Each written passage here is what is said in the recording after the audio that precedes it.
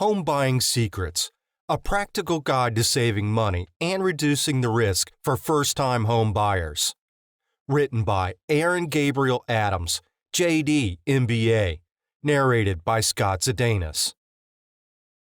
Introduction. You're at the point in your life where you're seriously considering purchasing your first home.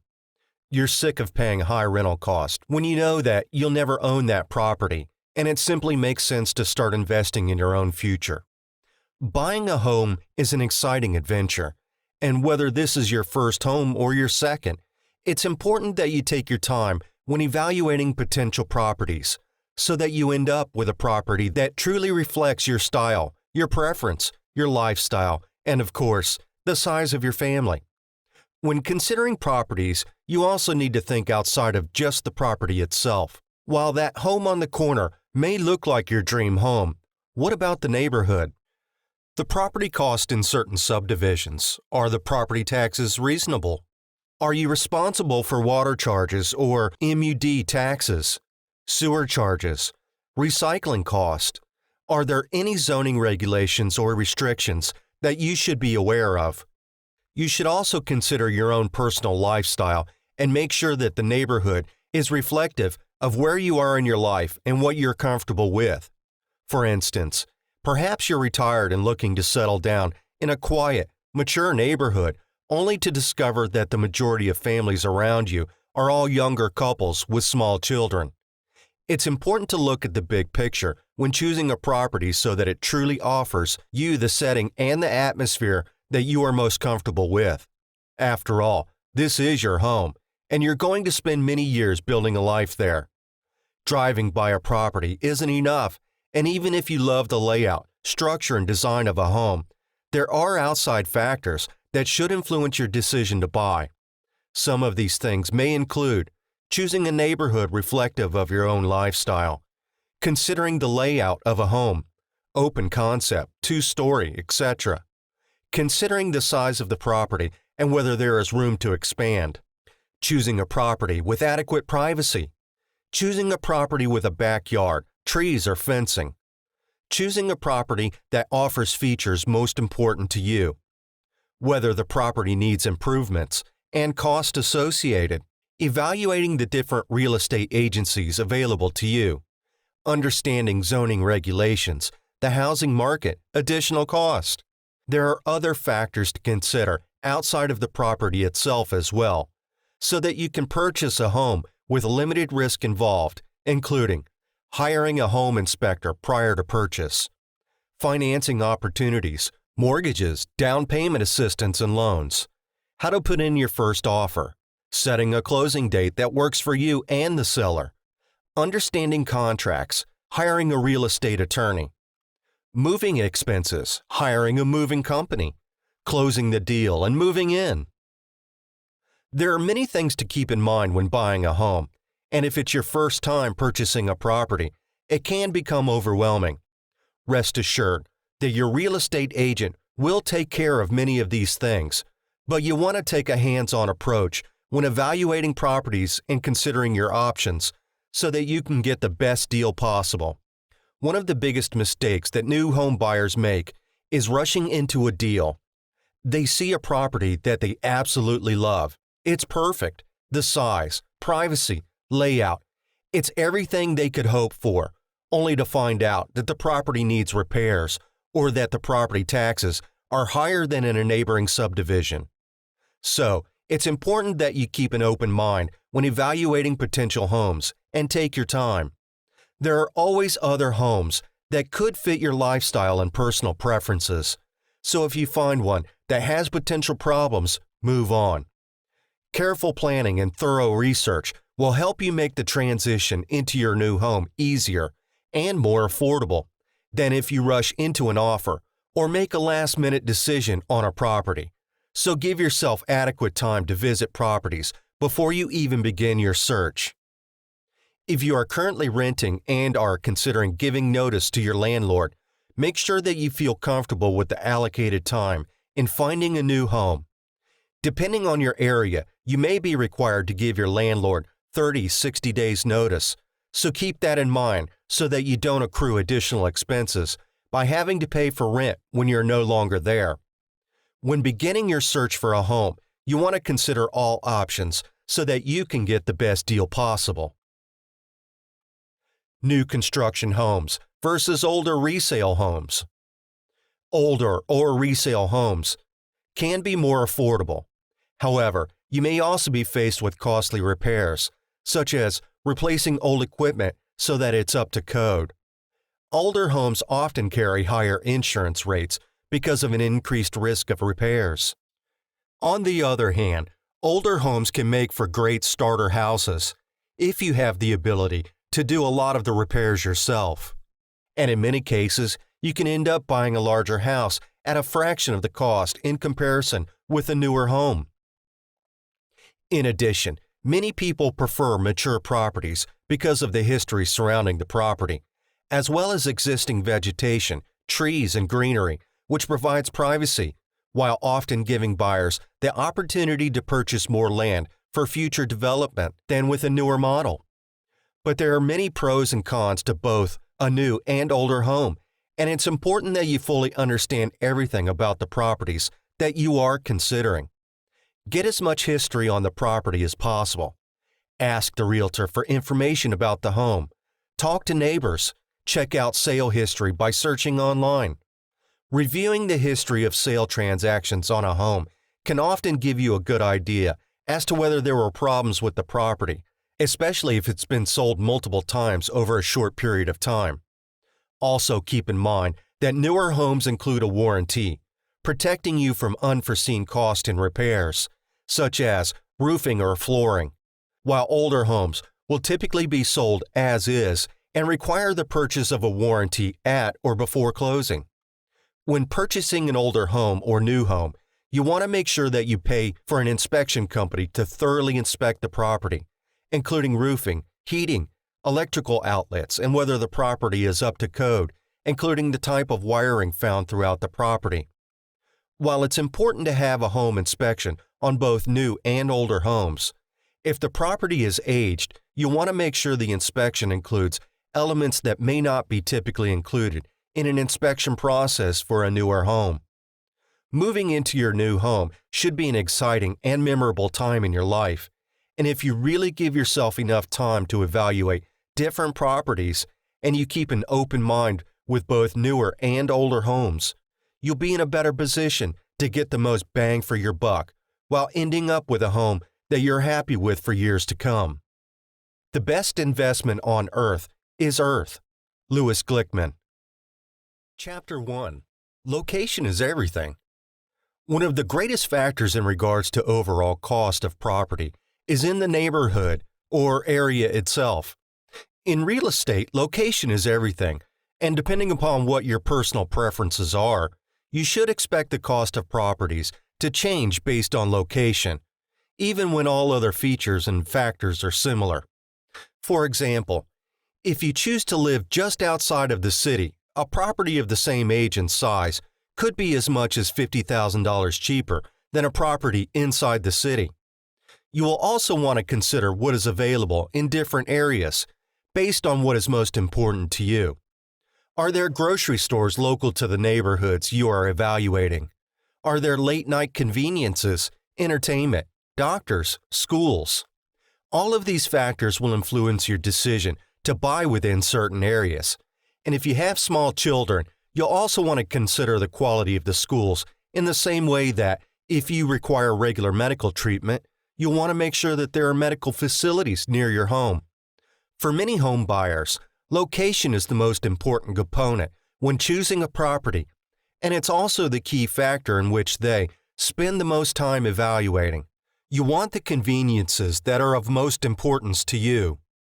If you're considering purchasing a property outside of the city based on the savings, you'll want to make sure that the lower property rate is justified based on the cost to commute. On the other hand, if you're interested in living within the city limits, you'll want to pay attention to additional costs and factors, such as metered water, sewage cost, pet restrictions, and any ordinances that you may be affected by. For example, in many cities, there are ordinances preventing residents from having too many pets, and believe it or not, There are even ordinances that indicate what color you can paint your home. So be careful in choosing a neighborhood just based on cost alone. You will want to discuss any covenants or restrictions applied to an area with your realtor before making an offer on a property. When considering different locations, you will want to try to spend time in each area so that you're able to get a personal feel for the neighborhood. Consider staying in a nearby extended stay or a hotel for a weekend so that you can explore the area, walk through the neighborhoods, visit nearby attractions, restaurants, parks, and even speak with the neighbors. While many people overlook this simple step, it can really make a difference in helping you choose an area where you feel safe, relaxed, and truly connected to. If you have children, you will also want to include them in making your decision. Spend some family time around the different areas that you are considering so that there are few surprises when you move in. Pay attention to the proximity of nearby schools, whether there are local events for your children based on their interest, whether you'll be close to amenities or areas that you'll visit frequently, and whether you can really see yourself living in an area for a long period of time. When considering whether to purchase a home in the city, suburbs, or country, weigh the pros and cons of all three areas to gain a better idea as to what is suitable for your family. City living carries many different benefits, including quick and easy access to local events, extended business hours for many different amenities, more options for stores, restaurants, and schools, public transportation, typically offers more cultural events, concerts, attractions. Just the same, there are also cons to living in the city as well, including higher population, less property, higher housing cost, higher taxes, usually a higher crime rate, higher pollution rate, limiting housing available.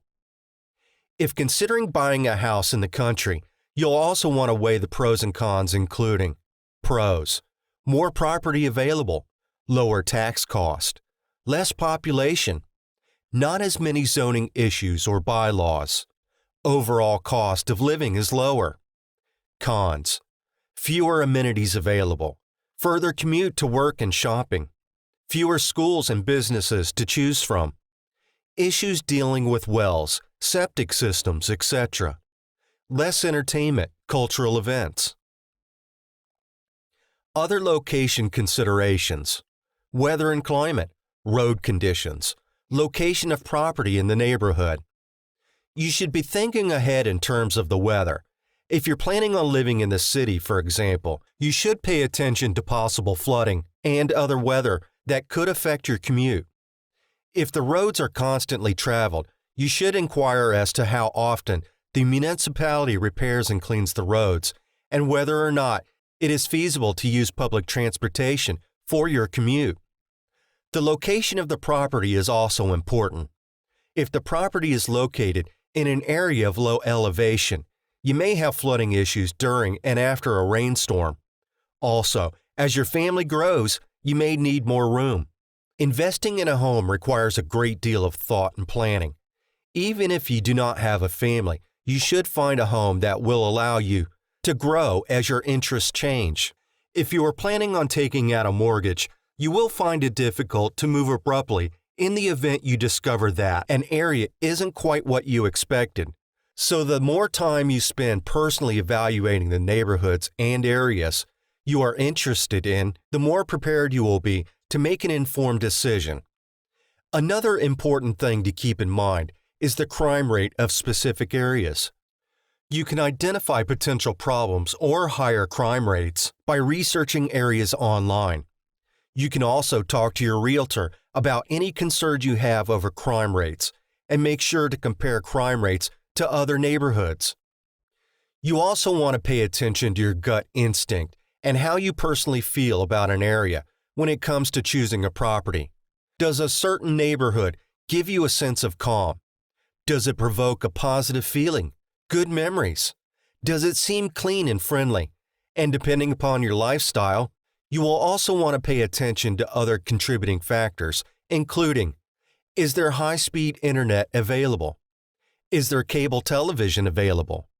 Are there ponds, rivers, lakes, or oceans nearby?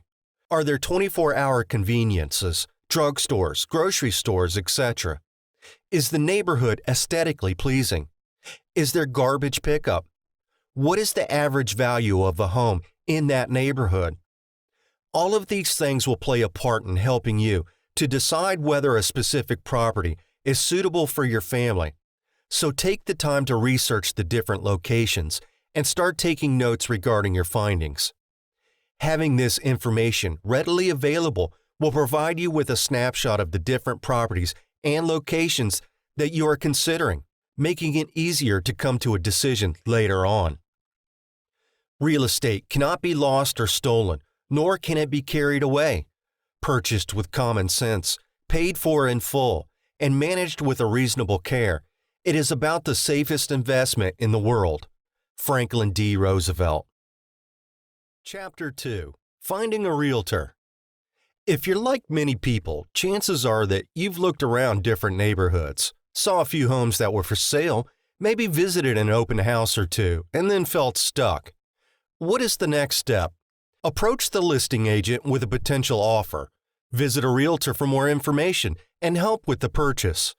Finding the right realtor when buying a home depends on what you're looking for in a home. You may have to visit several realtors before finding one that listens to your wants and needs. Remember, your realtor's paid by commission, so you should be comfortable working with them, and they should be responsive during the house hunting process. There are a few ways to find a reliable realtor. For example, you can ask friends and family for referrals, search online, attend a few open houses and meet realtors personally, visit a local real estate office, or look for local realtors in your neighborhood by paying attention to for sale signs in the neighborhood. Asking plenty of questions before looking at houses may seem like a lot of work, but when you visit a realtor for the first time, you should think about questions that will help you get to know this person, who is going to help you find your dream home. The 3 best questions to ask are: how long have you been in the real estate business? Which neighborhoods are you the most familiar with? How many homes are there typically available that will fit my needs? Once you have asked these questions, you should be looking for honest and complete answers, good communication, and honesty. These are questions that the realtor should have practice in answering and should not have to give you a standard salesperson answer. If you feel uncomfortable, remember that you are under no obligation to continue with this realtor unless they have exclusive rights to show properties that you are interested in. You should also pay attention to how well your realtor listens to what you are looking for, how well they understand current real estate law, how many other clients they seem to have, how they speak to their coworkers, how often they communicate with you on the phone or email. In the end, you will have to be the judge of the real estate agent. If they know what they are talking about, can find out the information you need quickly, and are willing to take the time to listen to what you need, then you should work very well with them. In most cases, you will be asked to sign a representation agreement that states you will only be working with a specific real estate agency or agent when looking for a home. You are under no obligation to sign the representation agreement the first meeting, and you should only do so if you feel comfortable. Note, a representation agreement is binding. Only sign a representation agreement if you feel comfortable with the realtor. During your search for a real estate agent, you'll find a variety of agents that will want to work with you. These include experienced agents, new agents, pushy agents, absentee agents, and hardworking agents. While all real estate agents have different personalities, you'll have to decide which ones you'll want to work with when looking for your new home. Experienced agents versus new agents. This is an age-old debate that should be addressed. While an experienced agent may have sold more homes and earned more commissions, new agents can be just as helpful and need to get some sales under their belt, which may prompt them to work harder for you. While you should ask about their experience, you should take into consideration other traits, such as the ability to listen, and the ability to only show you homes in your price range. Experienced agents and new agents have been trained in a similar fashion and only have their personalities to bring to the table. There are experienced agents out there who will drag their feet because they are overconfident or they are not as interested in their jobs as they once were. Experienced agents may know more about different neighborhoods, but some of them are not as proactive as they used to be. You should not let inexperience deter you when looking for an agent. Many times new agents will work harder because they want to gain a reputation that they can use to build confidence in their future clients. Pushy agents. Unfortunately, you'll meet real estate agents that will want to sell you more home than you need. In an effort to earn larger commissions or to sell those properties that are more difficult, many agents will try this tactic. This is where you'll need to stand firm. You do not want to waste your time looking at homes that are beyond your price range unless you can find a way to lower the price. While looking at possible homes is exciting, this will not last long as you will grow weary of spending all your valuable time looking for a home. If an agent keeps showing you homes that are out of your price range, then you should consider finding another agent. Absentee agents. Absentee real estate agents are those agents who show you a few homes and then disappear for a few weeks. These agents may be overworked, may not be able to find a home in your price range or neighborhood, or have higher priced commissions to find. Whatever the reasons, this is unprofessional behavior and should be rectified immediately, especially if you need to find a home quickly. If an agent does not have homes in your price range or neighborhood, they should recommend another agent in the group. Agencies never want to lose customers. If your agent does not do this, find a new one. Even agents that are overworked have time to make a quick phone call. If you do not hear from your agent in a week, after your last meeting, find another agent. Hardworking agents. These are the best agents to find when you are buying your first home. If you find an agent like this one, do not lose them. These are the agents that will follow every lead, pass your wants and needs to another agent, and try their best to find you a home. You should expect to see a handful of homes when working with an agent like this one. Now that you know more about what to look for in a real estate agent, you should feel a little more comfortable about working with one. They can be an invaluable source of information when you want to know more about homes, neighborhoods, and other questions about the communities you are looking at. When looking at homes with your real estate agent, you should ask questions about the home, the neighborhood, the city or town, and any other questions you need to know in order to make an informed decision. Part of your real estate agent's job is to research homes and neighborhoods so that they can answer questions that may come up. Preparing to see homes with your realtor. Create a list. Once you have found a realtor you're comfortable with, you will want to make the most of your time when house hunting. Giving your realtor a list of what you're looking for will help narrow the search and save everyone some time. Your list should include your price range, number of bedrooms you want, number of bathrooms, size of property, if you want a porch, patio, or balcony, attached or detached garage, neighborhood, and any other amenities you would like. Giving your real estate agent a list of your preferences will allow them to spend more time researching homes that fit the criteria. You should list these amenities from greatest to least important because no home is perfect and you will not get everything you want or need. Let your agent know that you are flexible, but that you really want to concentrate on certain items when looking for a home. Viewing homes. When looking at homes with your agent, be sure to ask any questions you may have. While these questions may seem small, they may be important to your happiness. Common questions people ask their agents are: how old is the home? How many owners has the home had? What kinds of renovations have been done to the home? How old is the plumbing? How low are the sellers willing to go? How old is the carpeting and flooring? How old are the windows? While your agent may answer some of these questions before you ask them, You should ask any questions that may influence your decision to buy a home. If you do not want to put too much work into fixing up the home, you may want to buy a home that is 10 years old or less. If your agent does not know all the answers to your questions, they should be able to find out and will give you an answer within a day or two. Taking pictures. One of the best ways to remember the homes you have seen is to bring your camera and take pictures. Get permission from the agent first before taking pictures of another person's home. Many times, after looking at a few houses, you will forget how big the kitchen in home number 2 was in comparison to home number 5. Having pictures will give you a better idea of the square footage and how much room you will have to work with. Narrowing down your choices. After a few weeks of viewing homes that fit what you are looking for, you should be close to finding a home that you will want to make a bid on.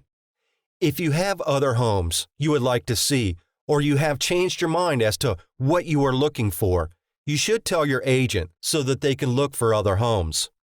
Many times, if a person likes the neighborhood but not the home they were shown, they will still want to see other homes in the neighborhood that are for sale. You should ask to see all of the homes available in a neighborhood that you like. If you're still not finding a home that you like, you may need to change the neighborhoods you are looking at. While this can seem disappointing, your real estate agent will be happy to show you homes in different neighborhoods. Sometimes, if you compare homes to one another, you will find redeeming qualities in a home you have already seen. Once you have found a home that you like, you should make an offer. Contact your agent as soon as you can so that they can draw up the paperwork. Contact the buyer's agent and make an offer before another person does. Make an offer as soon as you can in order to avoid a bidding war. Bidding can be long and drawn out in some cases. If you do not have the time to wait out a bid, or if you cannot bid any higher, then you may be looking for another home to purchase. While this can set you back, you should try to stay positive and find a home that is right for you. Your agent should be there to guide you along during this time. Ask all the questions you have to before making an offer on a home. Information realtors should tell you. There is plenty of information that realtors can tell you about the homes you will be viewing. Things they should tell you include the price of the home, the age of the home, any renovations that have been done, any other issues with the home, property taxes, community dues, schools, neighborhood crime rates, and the median age of those who live in the neighborhood. Usually, if a realtor does not have the information you request on hand, they will be able to look it up once they are back at the office. You should be able to find out all the information you need to know in order to make an informed decision about buying a home. Realtors are required by law to give you information concerning repairs, damage, and the history of a home. This includes any incidents that have occurred inside the home, such as criminal activity, fire, and other events. You can also do a little research of your own by using the internet, which has become a wonderful tool to use when searching for a home. You can research past events that have taken place in the neighborhood, the home itself, or the town where you want to live.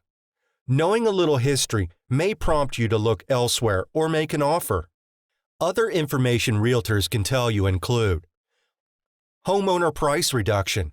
Your realtor will talk with the seller's realtor once you have made an offer or want to make an offer to see how low the owner will go to sell the home. Prices of other homes in the area that are comparable to the one you are looking into buying. How quickly the owner wants or needs to sell their home. How much you will have to pay in property taxes each year on average. Other taxes in the area. Your realtor is a person that should be well acquainted with the neighborhoods you are looking at when buying your first home. Don't be afraid to ask many questions. Working with sellers and buyer's agents. As a home buyer, your real estate agent is considered the buyer's agent. While some people will forgo hiring an agent at first when looking for a home, in order to save money on commission cost, they will usually end up hiring an agent too. Handle negotiations with sellers. Do paperwork and survey neighborhoods. It is in your best interest to hire an agent in order to make buying a home a much easier and faster process. Negotiations with sellers. Most people who sell their homes are also working with an agent. This agent is known as a seller's agent. If you choose not to hire an agent, you'll be dealing with a seller's agent who is looking out for the homeowner's interests and not yours. Sometimes, though, the seller's agent and the buyer's agent can be the same agent. This means that your agent is acting as an intermediary and does not represent either party. Negotiating with agents can be difficult depending on how high you are willing to go and how low the owners are willing to go. Other major factors that can affect negotiations are current market conditions, seller's or buyer's market, and the outcome of the inspection report.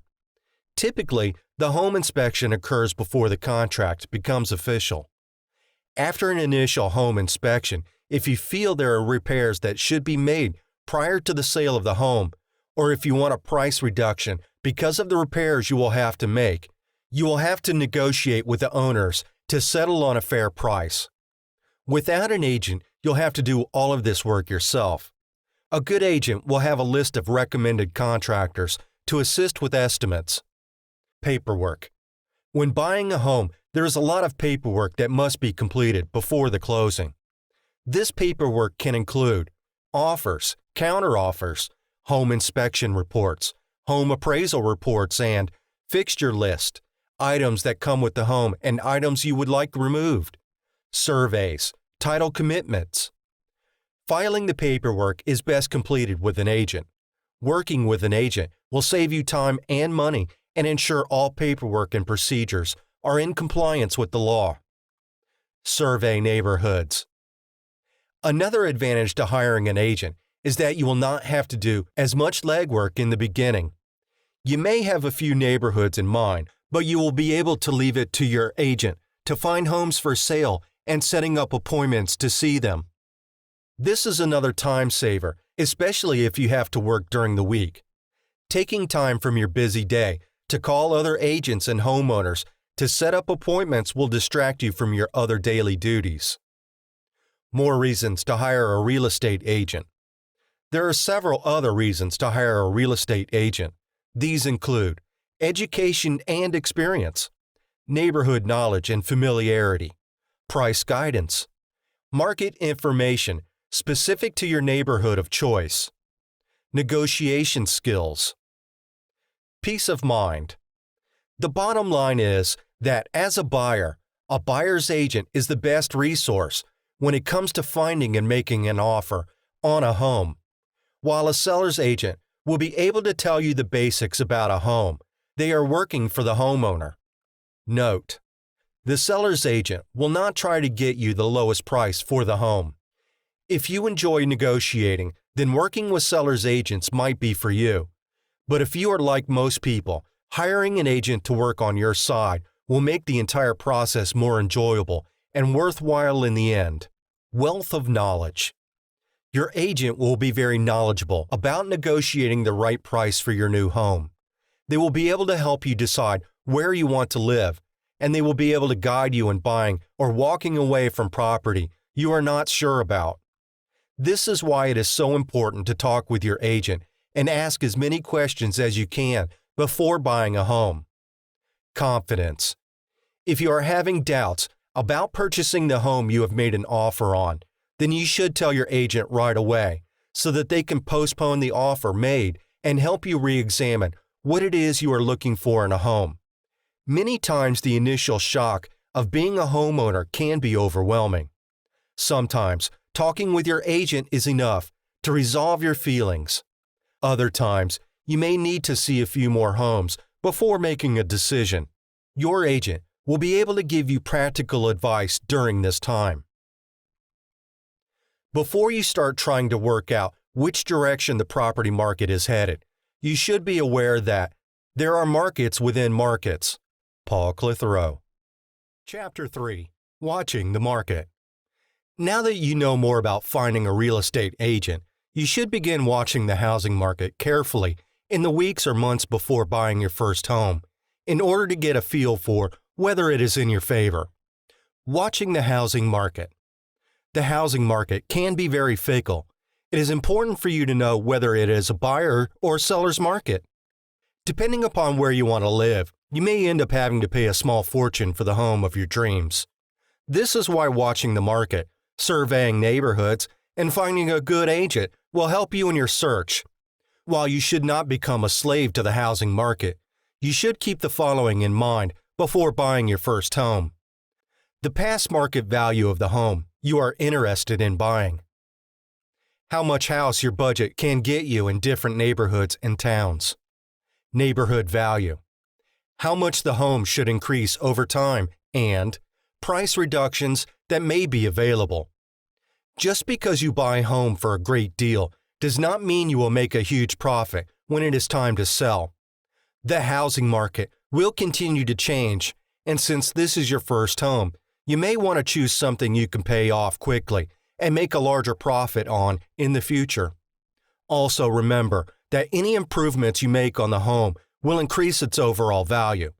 Just don't spend too much money on improvements. Creating a home improvement budget and sticking with it will help you make those monthly mortgage payments and other payments that will be due. One of the biggest mistakes that first-time homebuyers can make is buying a home for a lot less than they budgeted and then making improvements that will end up costing more money in the end.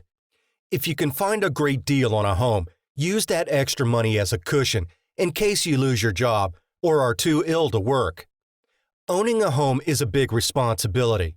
Knowing how the market is moving and spending your money wisely will help you when you are creating a budget, applying for a mortgage, and deciding how much to put down on a home. Making the most of the housing market.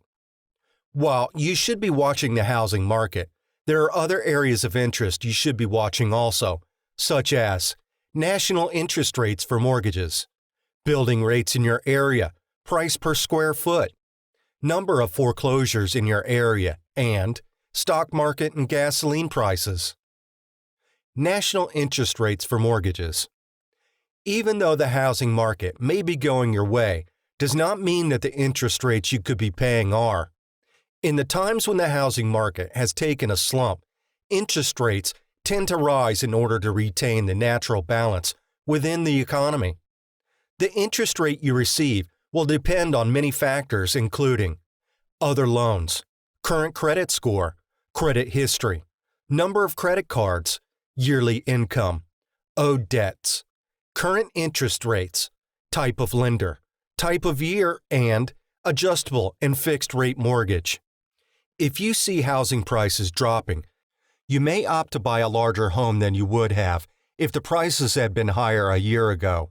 While you will be saving money on that end, you may be paying more each month because of the interest rate you received.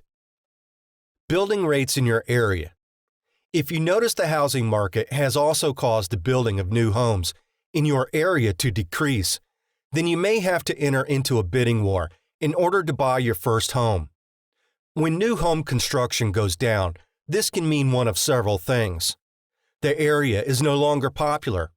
The interest in buying a new home has diminished. People can no longer afford to purchase new homes. People are opting for smaller, older homes that are less expensive to heat and keep cool during the year. While that housing slump may bring a reduction of housing prices, you should consider making a bid soon after finding the home of your dreams, because bidding wars will only end up costing you more money. Number of foreclosures in your area.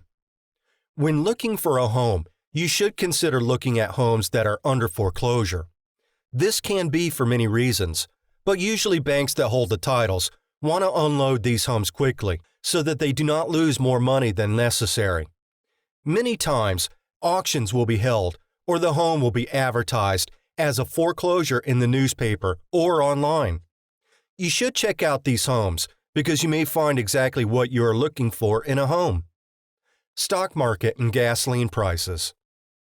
Even if you do not play the stock market game or own a car, you should still pay attention to these areas because they are usually what will dictate housing prices and the cost to heat and cool the home. When the stock market is doing well, Many people will spend their money more freely, which will give way to higher housing prices. But when gasoline prices go up, so will the price to heat and cool a home, which may make home buyers reconsider buying until the prices fall again. This could be a good time to buy a home if you're willing to pay a little more each month in utility cost. The impact society can have on the housing market can be huge, and it can also have lasting effects. Buyers' markets are created when there are more homes available than buyers, while sellers' market occurs when there are more people who want to purchase homes than there are for sale. These housing markets go back and forth due to issues mentioned above. In the end, buy a home when you are ready. Many times, people will buy a home because it is cheaper in the long run than paying rent each month. The downside to home ownership is that you have to make your mortgage payments on time each month. Very few lenders will give you more time to come up with the money. If you miss even one payment, your home could be foreclosed upon. You will have no place to live and your credit score will suffer severely. If you can afford to make the move into your new home now, you should not wait too long before making an offer. The housing market can change quickly, and with competition out there, you may end up losing more money if you don't make an offer after seeing a home that you like. Rent to own. Another option you may have is to buy the property you are currently renting, or rent a property that also offers you the option to buy after a certain amount of time.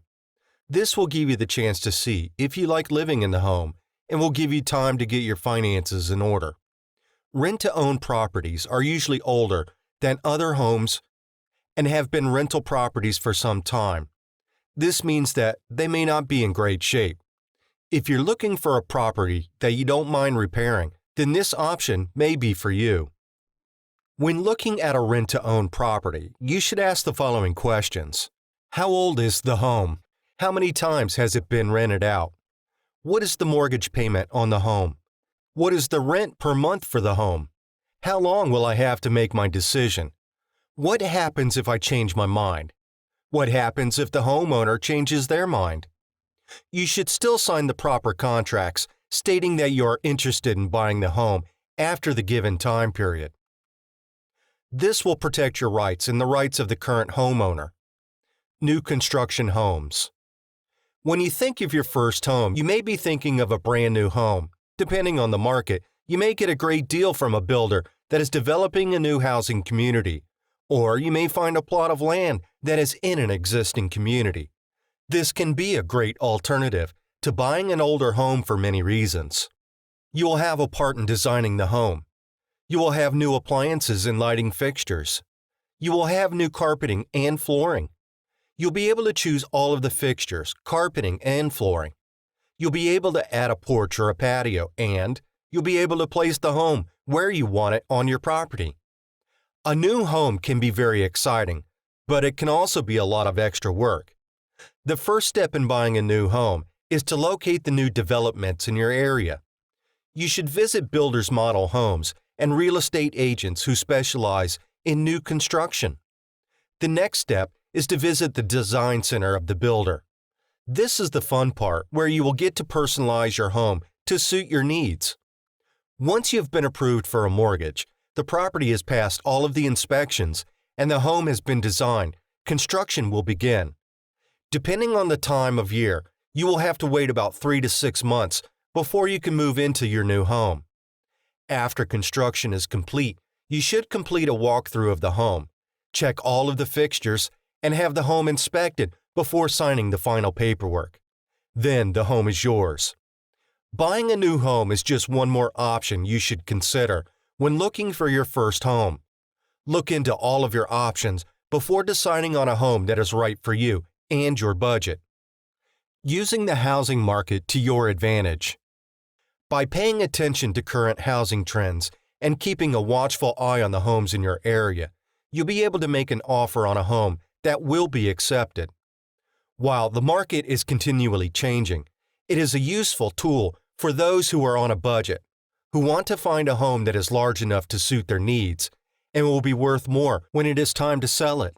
When watching the housing market, consider the following: the number of homes that are in your area, the number of days the homes have been on the market, the price of a new home compared to those that are being sold by homeowners, the price of renting versus buying, the number of homes that are in your price range, the highest price you can pay when buying a home, interest rates in comparison to housing prices, and the time of year. Springtime is a good time to buy a home for several reasons. More people want to sell. It is easier to make appointments to view homes. Prices are usually lower. People are more willing to reduce their asking price. Income tax returns can help with a buyer's budget. There will be plenty of people who cannot sell their homes in the fall or winter months and who are trying to sell before the summertime.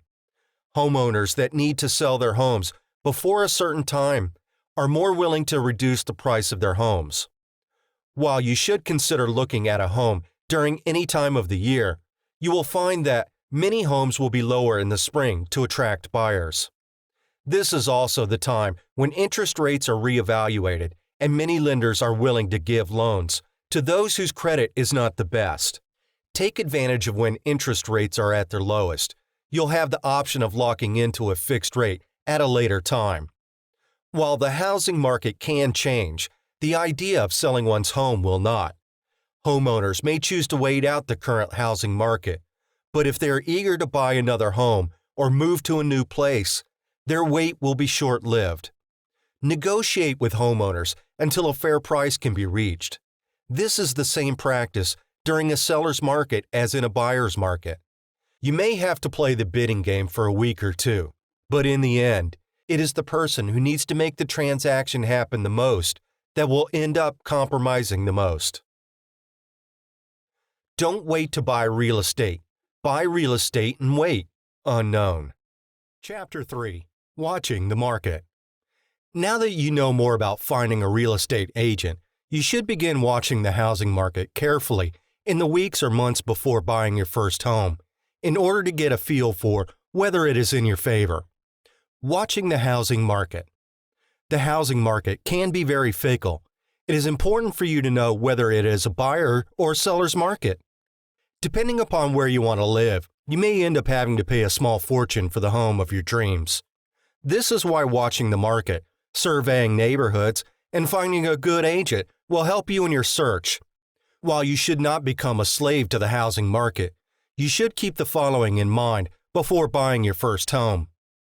The past market value of the home you are interested in buying. How much house your budget can get you in different neighborhoods and towns.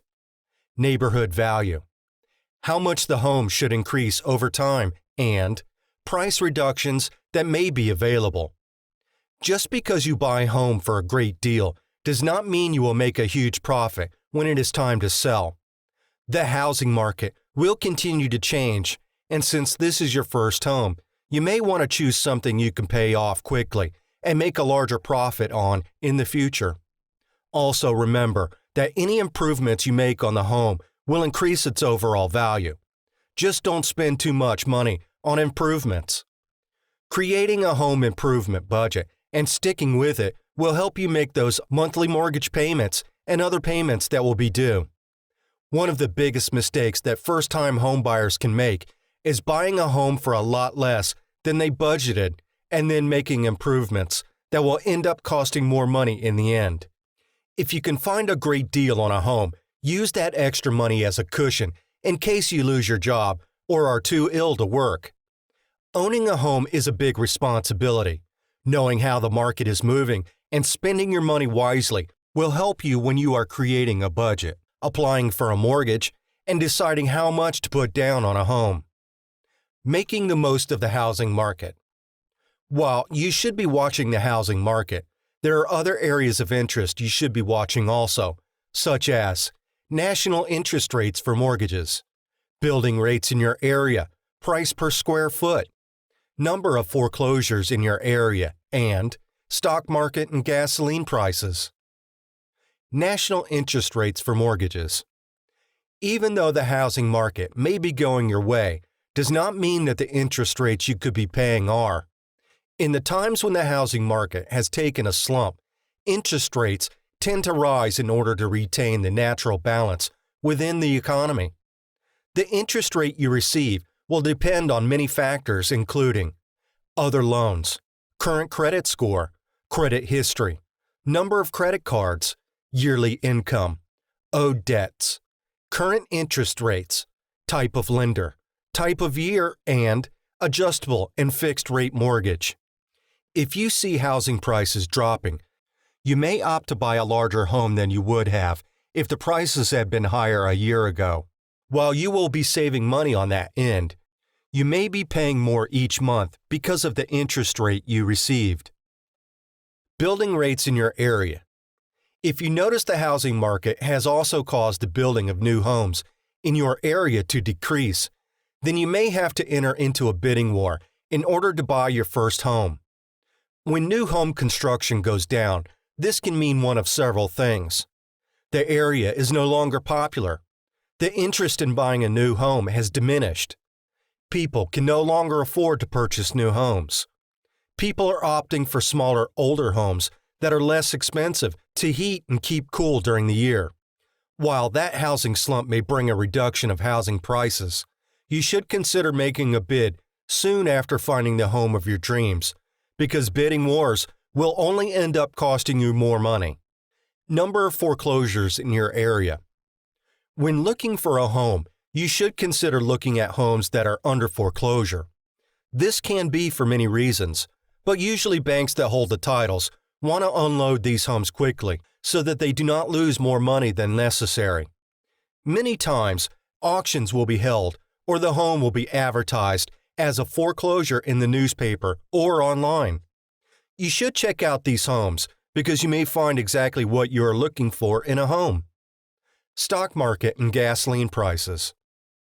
Even if you do not play the stock market game or own a car, you should still pay attention to these areas because they are usually what will dictate housing prices and the cost to heat and cool the home.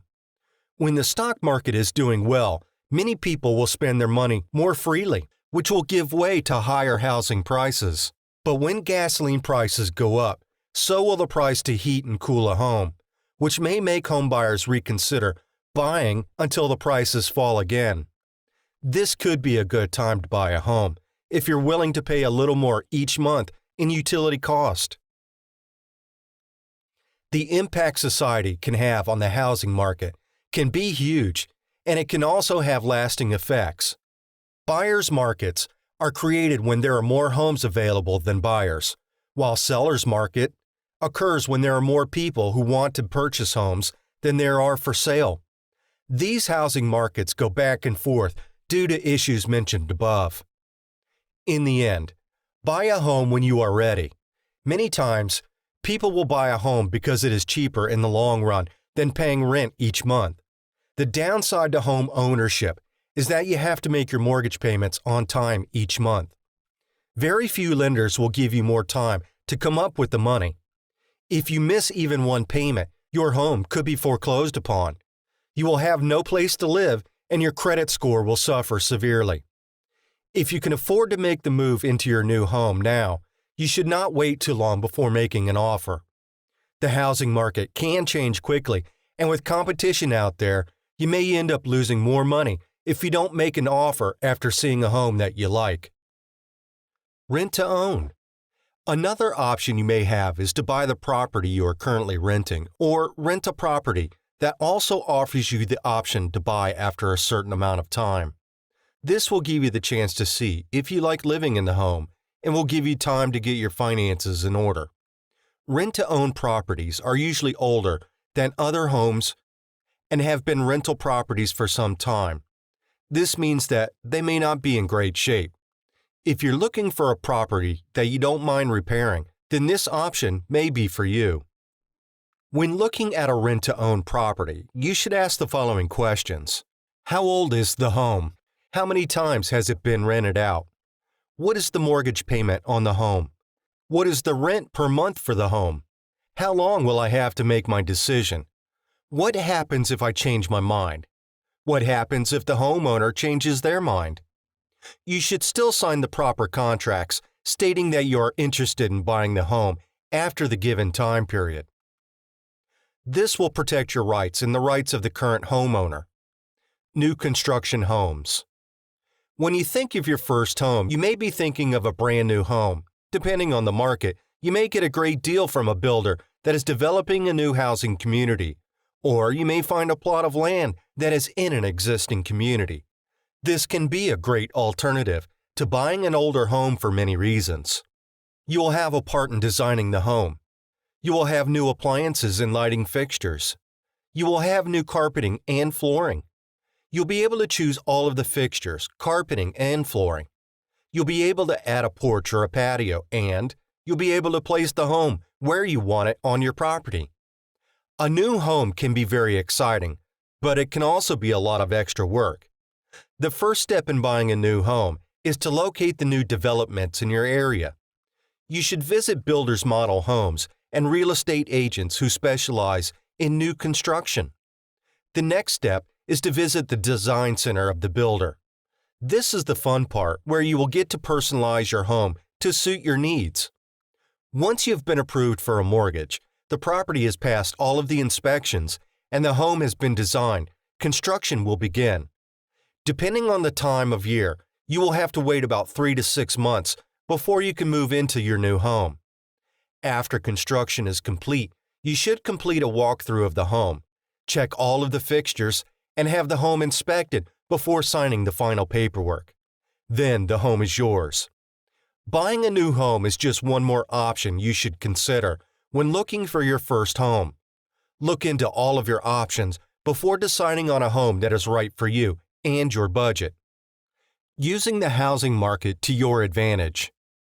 By paying attention to current housing trends and keeping a watchful eye on the homes in your area, you'll be able to make an offer on a home that will be accepted. While the market is continually changing, it is a useful tool for those who are on a budget, who want to find a home that is large enough to suit their needs and will be worth more when it is time to sell it. When watching the housing market, consider the following: the number of homes that are in your area, the number of days the homes have been on the market, the price of a new home compared to those that are being sold by homeowners, the price of renting versus buying, the number of homes that are in your price range, the highest price you can pay when buying a home, interest rates in comparison to housing prices, and the time of year. Springtime is a good time to buy a home for several reasons. More people want to sell. It is easier to make appointments to view homes. Prices are usually lower. People are more willing to reduce their asking price. Income tax returns can help with a buyer's budget. There will be plenty of people who could not sell their homes in the fall or winter months and who are trying to sell before the summertime. Homeowners that need to sell their homes before a certain time are more willing to reduce the price of their homes. While you should consider looking at a home during any time of the year, you will find that many homes will be lower in the spring to attract buyers. This is also the time when interest rates are reevaluated and many lenders are willing to give loans to those whose credit is not the best. Take advantage of when interest rates are at their lowest. You'll have the option of locking into a fixed rate at a later time. While the housing market can change, the idea of selling one's home will not. Homeowners may choose to wait out the current housing market, but if they are eager to buy another home or move to a new place, their wait will be short-lived. Negotiate with homeowners until a fair price can be reached. This is the same practice during a seller's market as in a buyer's market. You may have to play the bidding game for a week or two, but in the end, it is the person who needs to make the transaction happen the most that will end up compromising the most. Don't wait to buy real estate. Buy real estate and wait. Unknown. Chapter 4. Home Inspections 101. A home inspection will give you a chance to discover more about the home before you purchase it.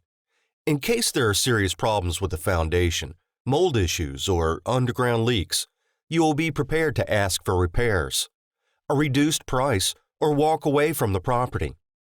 The importance of home inspections. Finding a home does not mean that your investigative duties are over.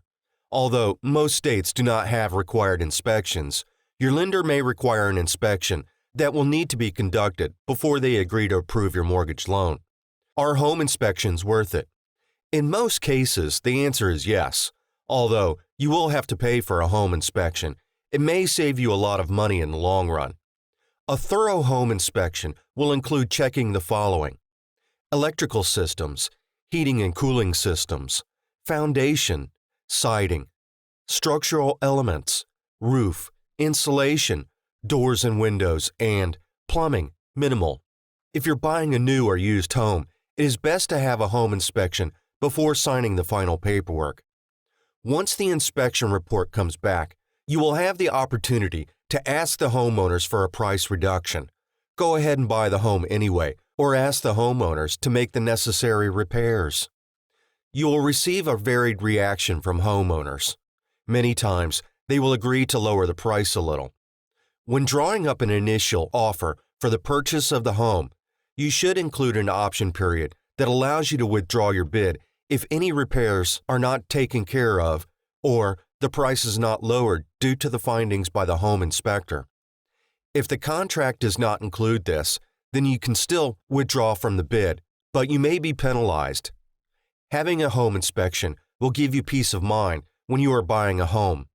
Since you will be taking out a mortgage, it is important to know what you will be buying and the amount of money you will have to invest after purchasing the home. A home inspection will also help you make your final decision whether to purchase the home or to keep looking for another. How to find a home inspector. There are a few places to turn when looking for a home inspector. Your real estate agent, references from friends and family, the phone book, and contractors. Ask around and see if you can get references of other homeowners that will give you a good report. Many home inspectors work freelance and only work certain days during the week. They are trained in home inspection, and many are retired contractors, builders, electricians, and plumbers who know what they're looking for. When you find a few home inspectors, give them a call and ask the following questions. How long have you been inspecting homes? How much do you charge?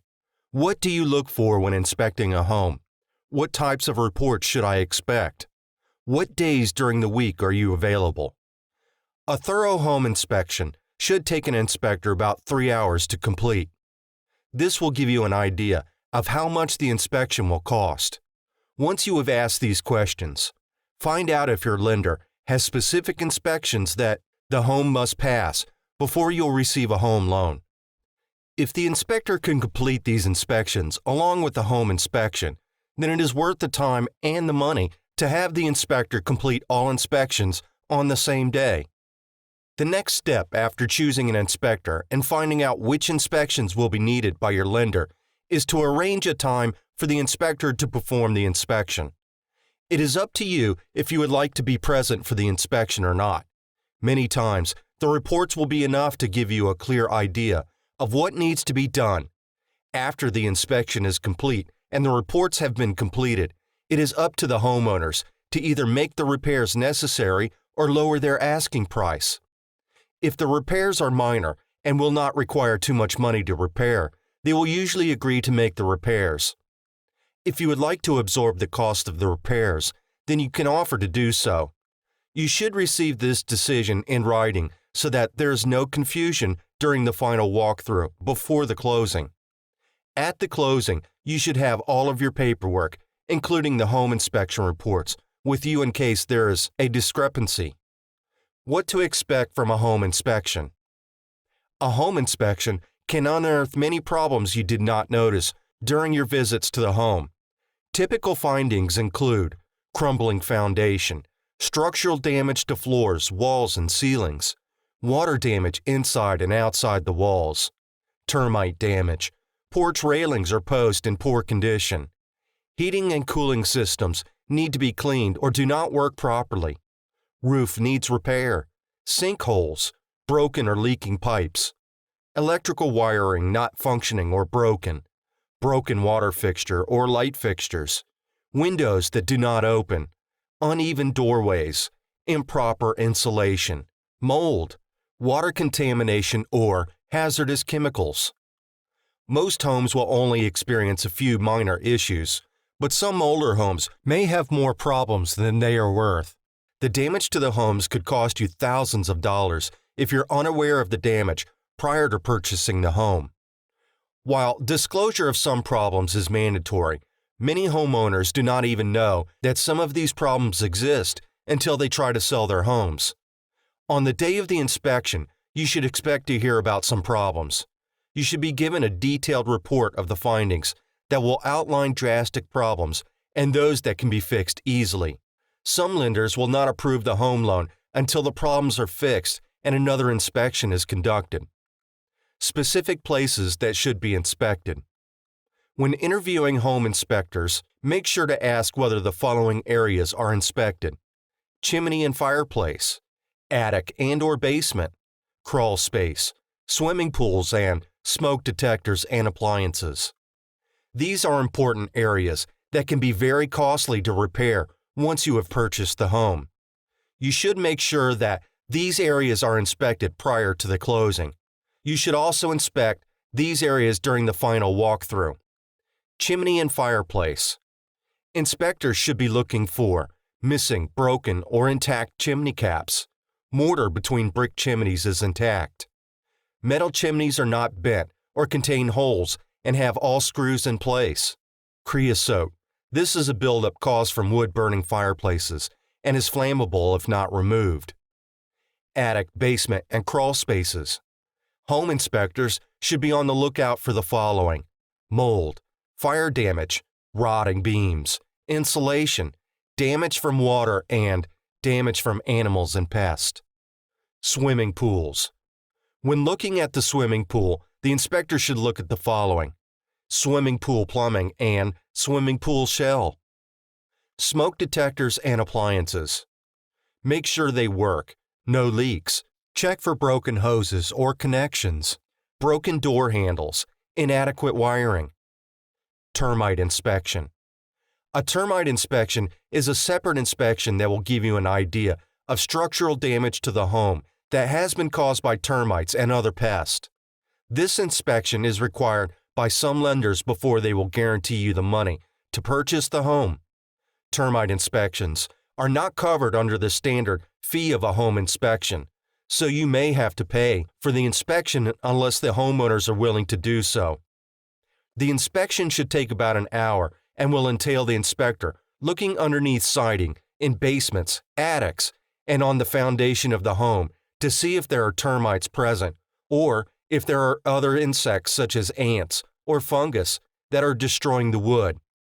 The inspector will also conduct an inspection inside the home as well. Since termites can live in different weather conditions, you should have the inspection done even if you live in the area that has lower temperatures than other regions. Termites can be removed using an insecticide that is specially designed to kill termites and their eggs, but the damage left behind can be immense. If the home has been infested for a long time, then it may be beyond repair. You will then have to discuss a reduction in price, repairs being made to the property, or walking away altogether. How homeowners will react. How the homeowner will react to the results of the home inspection could determine whether you continue pursuing the home or whether you let it go and find another one. Homeowners have their own agenda when it comes to selling their home. These include buying another home, moving to another state, using the money to pay for family medical emergencies, retirement, or making money on an investment property. This means that there are varying degrees as to what they are willing to pay for and what they are not willing to pay for. If the homeowner is not in a rush to sell, then they may contest the findings and refuse to repair certain items. If they need to make as much money as possible, they may agree to lower the price a little or make repairs that cost the least on the list. Homeowners know that they are taking risk when selling older homes. But what about new homes? If your new home does not pass inspection, it is up to the builder to make the necessary repairs. You should make sure this is included in the contract before signing it. If you are buying a home that homeowners have already moved out, you may be able to get the repairs paid for without having to be too pushy. If the homeowners are paying another mortgage, they are eager to sell and may opt to pay for the repairs up front or give you a price reduction. This will depend on the circumstances. There is always a certain amount of luck that goes into buying a home. Ways a home inspection can lower the final price. Even though you will spend money up front for a home inspection, you may save more money than you anticipated once the results come back. This is especially true for older homes or new homes that were not built using the right materials or according to safety codes. There are a few ways you will be able to negotiate a lower price on the home before signing the final contracts. Ask homeowners to make repairs. This is the best way to save money on your new home. While you will not see a reduction in the final price of the home, you will not have to make as many repairs down the road. Also, you will not have to worry about the repairs once you have moved into the home. While homeowners are different, you should be aware that many do not want to make repairs unless the home absolutely cannot be sold in the condition it is in because it will endanger the new owners. Even minor repairs may pose a problem for homeowners. You should be firm, but friendly when negotiating this part of the contract. If you do not want to make these repairs, and you strongly feel that the repairs should be made by the homeowner, you can still walk away from the home and find another. You should give homeowners time to think about making the repairs. Most homeowners will make their decision quickly because they want the sale to go through. Ask homeowners for a price reduction. If the homeowners do not want to spend money on the repairs that you have requested, they may agree to drop the final price of the home. While the price reduction will not be too drastic, any reduction is a good one since you will have to make the repairs yourself down the road. If the homeowner suggests a reduction in the final price, you should consider the offer and find out how much the repairs will cost you. If it seems like a fair deal, then take it. If not, you can always ask for a larger reduction. Most buyers and sellers eventually agree on a price that will suit both parties. Ask homeowners to pay for all closing costs. Another way to save money without relying on the homeowners to pay for the repairs is if they agree to pay some or all of the closing costs on both sides. This will free up some of your money so that you can make the repairs yourself. This will make buying the home much easier. Any agreements that you make with the homeowners should be made in writing. Verbal agreements do not stand up in court and are not common practice among real estate lawyers and agents when they are closing a deal. Your agent should make this clear to you at the beginning of the home buying process. Do not be discouraged if there seems to be a lot of paperwork. This is necessary and the usual standard practice for those who want to protect themselves from wrongdoing and lawsuits later on. The final walkthrough. On the day of the closing, you should have a final walkthrough whether you are purchasing a new home or an older home. Final walkthroughs are a way for you to determine if there's anything else you will need to discuss, get in writing, or have changed before you sign the paperwork. The final walkthrough will include you, the homeowners, real estate agents, and if necessary, your lawyer. Unfortunately, many buyers skip the final walkthrough in anticipation of moving into the home quickly. But you should have one more walkthrough just to be sure. The benefits of a final walkthrough include making sure all repairs that were conceded by the homeowners have been made. Be sure additional repairs are not necessary. Walls are intact, plumbing is intact, garage door opener, test doors and windows. All appliances that were remaining are still in the home. Appliances are in good working condition. Electrical systems are working by turning on all lights. You'll feel much better after the walkthrough for many reasons. You will get to see firsthand the repairs that have been made. You will begin to see yourself living in the home, and you'll be able to plan for a future in terms of what you want to keep in the home and what you want to remove. In some cases, you will never meet the homeowners. If they have moved before putting the house on the market, you may be dealing directly with a homeowner's agent. It is still a good idea to ask questions about the home before signing the final paperwork. The closing. The closing is your last chance to ask for changes to the contract, to bring up any concerns, and to ask the homeowners any questions you may have about the home and the property. At the closing, you should bring a notepad and identification. At this meeting, you'll be signing the paperwork that will make the home yours. This is a very exciting time, but you should maintain your composure to make sure that you are getting what you are signing for. If the repairs have not been made, then you have the option to wait until they are complete. When to walk away. Anytime after the home inspection, if you begin to have doubts about purchasing the home, you should contact your real estate agent and voice your concerns. Many first-time home buyers need reassurance that they are making the right decisions. Your real estate agent will want the sale to go through, but they know that there are other properties they can show you, so they are not really losing money if you decide not to buy the home. There are many reasons to walk away from a home sale. These include a bad report from the home inspector. The homeowners are unwilling to pay for necessary repairs. You find another home that suits your needs. The price for the home is too high. You decide you don't like the neighborhood. Loss of your job or a medical emergency. Walking away from a home is not giving up on your dream of home ownership. Unfortunately, there are times in life when buying a home is not possible. If the financial strain is going to be too much, for example, then you should seriously consider finding a lower-priced home or a smaller home. If you decide to walk away from a home, you should give yourself a few weeks to recuperate before going out there and finding another home. You should contact the real estate agent, the lender, or the builder. Let them know of your decision and that you will be in touch when the time is right.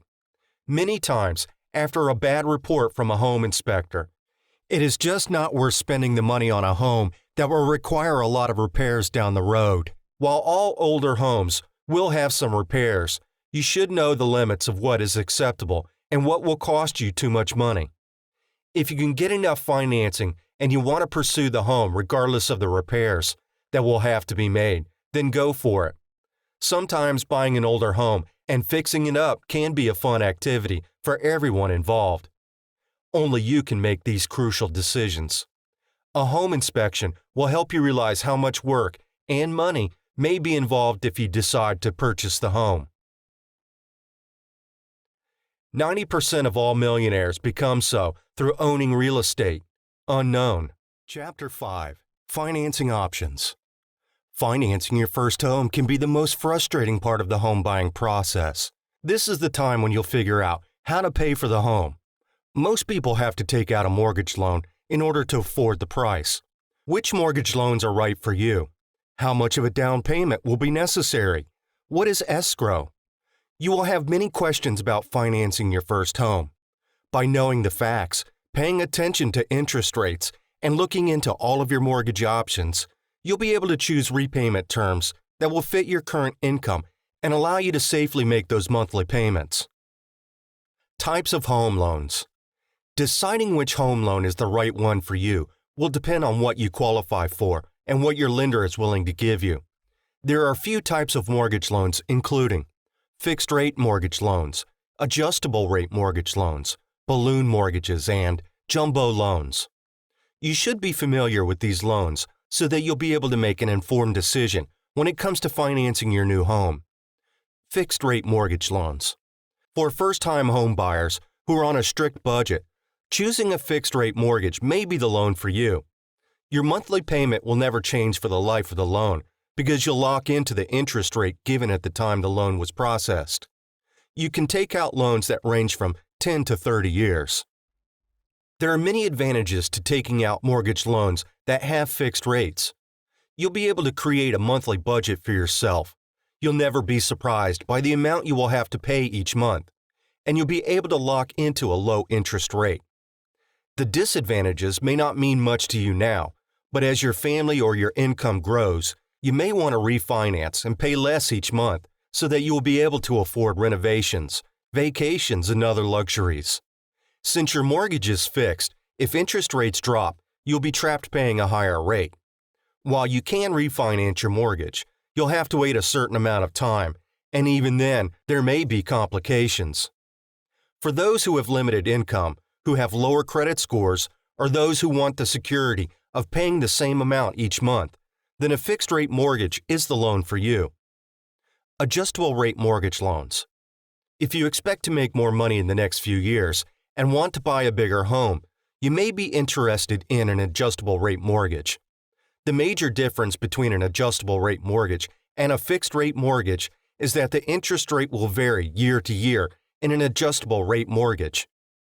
While the interest will be capped, you'll still be paying more for each year that you own the home unless interest rates drop over an extended period of time.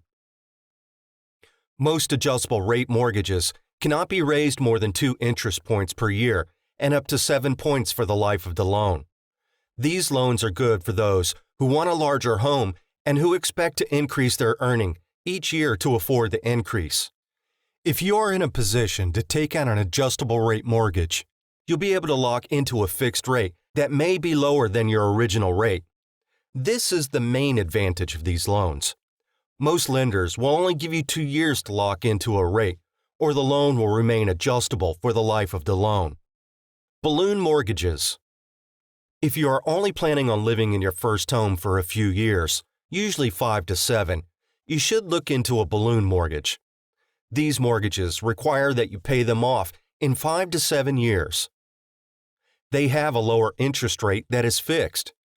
If after the term of the mortgage has passed and you want to remain in the home, you will have to refinance and choose a fixed rate or adjustable mortgage to pay off the existing mortgage, as balloon mortgages cannot be renewed. Only consider this mortgage if you are planning on moving after a certain amount of time, or if you think you can pay the mortgage off in that amount of time. Jumbo loans. Most first-time home buyers will need to take out a jumbo loan unless they're buying a very large home. These loans are high-value loans. More collateral will be needed in order to qualify for one of these loans. The interest rates are comparable to fixed and adjustable rate mortgages and have the same payment terms. Now that you know what types of mortgages that are available, you should be thinking about which lender to use. With so many lenders out there, it may be difficult to sort through all of them and find the right one. Doing a little homework will help you get the lowest interest rate possible. Where to find a lender? These days there are many places to find a mortgage lender, such as newspaper advertisements, television advertisements, family or friends, your current lender, your current bank, or online. As you can see, finding a lender should not be too difficult. You may have to contact several lenders before you find a lender that will give you a loan that meets your needs. When you apply for a home mortgage loan, the lender will check the following: your credit score, your credit history, your current income, income of co-signer, references, professional and personal, current interest rates based on the amount you are asking for, status of other loans you may have, number of years you've been eligible to work, and number of years you have had credit. There are many factors that will go into your approval or denial of a home loan. You will have to be patient. You should contact a few lenders to see which ones will give you the best deal. Once the offers have been received, you'll have to make some important decisions. You should feel free to contact your lender at any time during the home buying process with questions and concerns you may have. Other important information the lender will need before granting you a loan include the home inspection report, the termite inspection report, if done, and the home appraisal.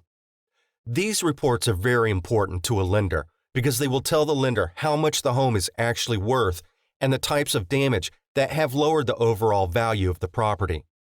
Lenders expect homeowners to remain in the home for at least 5 years. This will allow them to make a profit on the money they have loaned you. It is not worth it to them if you have to sell the home shortly after buying it because there is too much damage and you can no longer live there. Applying for a home loan. When applying for a home loan, you'll have to bring the information listed above to the lender's office, or if applying online, Supply copies that are faxed to the lender. You will be asked additional questions that will help lenders determine if you're able to pay the loan back on time.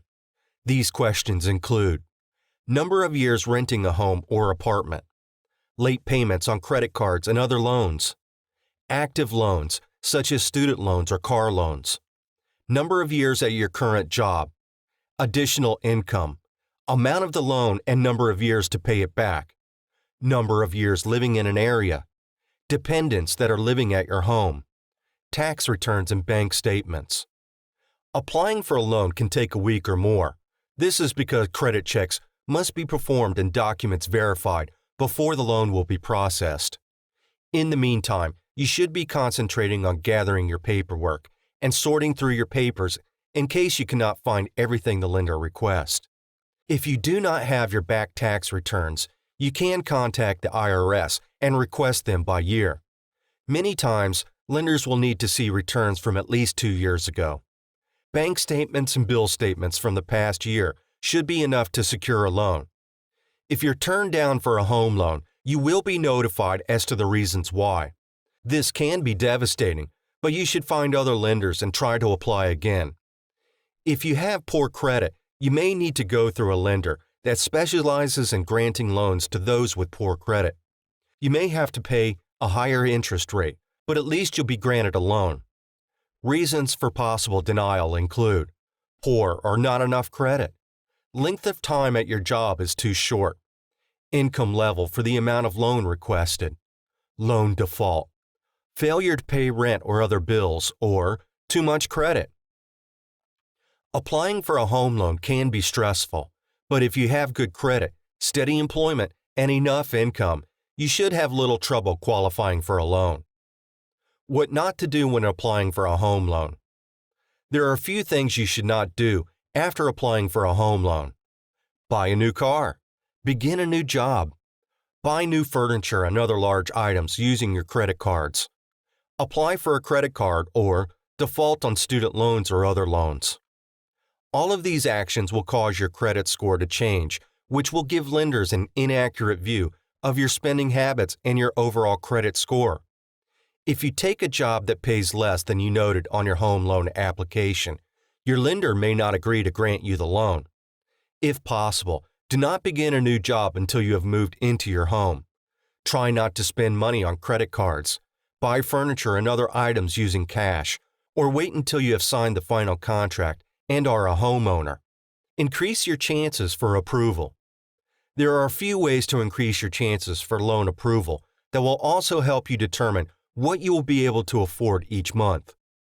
Pre-approval. Many experts agree that applying for a loan before you find a home and being pre-approved will help you create a budget, buy a home that is in your price range, and help lenders make their decisions faster. Ask for only the amount you will need. One way to increase your chance for a home loan is to not ask for more than you will qualify for. This means you'll have to look at your income level, the amount of debt you have, and the expected monthly mortgage payment. You should also factor in cost of living expenses because your lender will.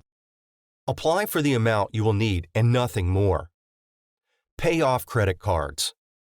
If you're thinking about buying a home in the next few years, you should prepare by paying off those credit cards and only using them for emergencies.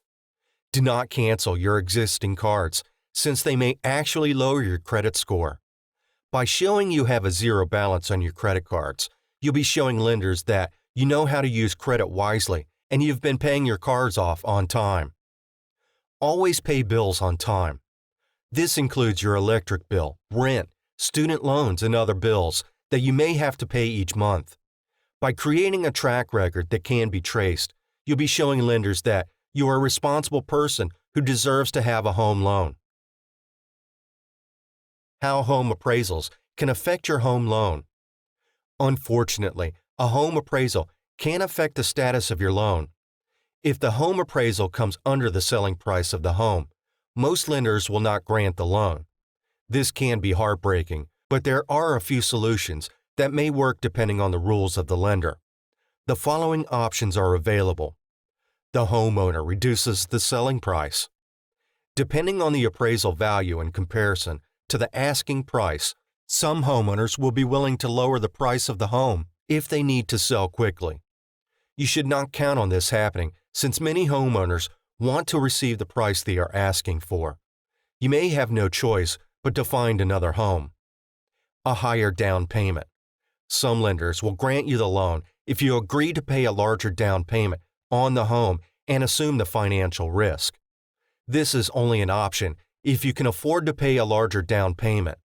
Do not risk your financial security in these cases. It is just not worth it. Dispute the appraisal. You can send a letter to your lender disputing the appraisal or have another appraiser determine the value of the home. You'll have to pay for this second appraisal, which may or may not yield the same results. There is no guarantee that your lender will accept the second appraisal. Find another lender.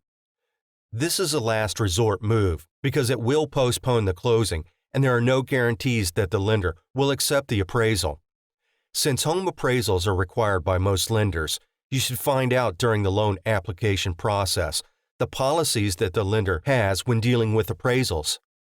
If your lender will not accept a lower selling price, you putting a larger down payment, or other solutions to a low appraisal, you should consider finding another lender just in case there are any problems down the road. Home appraisals are based on the current value of homes in the neighborhood, homes that are comparable in size, the housing market, and the age of the home. While you can expect to hear different numbers from different appraisers, you'll see that these numbers will usually not be too far off. The only real benefit of a low home appraisal is that it will tell the homeowners to list the home for less money so that they will be able to sell it. In the meantime, you will have to find another home. How home inspections can affect your home loan. While a poor home inspection will usually not deter a lender from granting a home loan, you should be aware that some lenders will not grant a loan if there is termite damage or structural damage to the home due to water or age. This will also lower the overall appraisal of the home, which could be another issue that lenders may have when deciding to approve a home loan. If the home inspection is not favorable, ask your lender what will need to be done in order to rectify the problem. Many times, removing the termites and correcting the water damage is all that will be needed. Many times, homeowners will foot the bill for these types of repairs. Additional fees for home loans. You may notice that you'll have to pay small fees throughout your home buying experience. It seems that every piece of paper you sign, file, or request will cost you some money. Here is a list of fees that you may be charged.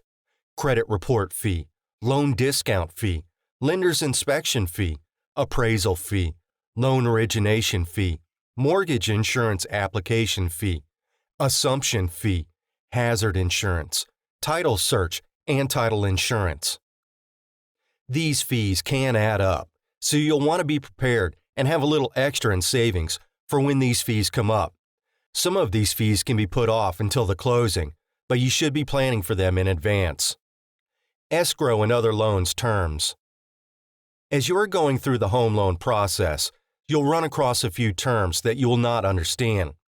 You should ask your lender to explain these terms so that you'll fully understand the type of loan you are applying for. The lender's policies and other information that will be important throughout the life of the loan. Here are some common terms you may encounter. Escrow. While this term can mean different things in different situations, you'll see it often when closing on a home. Earnest money is held in escrow until the deal is funded. The money is held by a neutral third party, such as the title company, and will be distributed once the deal is over. Mortgage. Even though you have heard of a mortgage before, you probably thought of it as the home loan you will be paying once you move into your new home. Technically, a mortgage is a lien on your home created by your lender.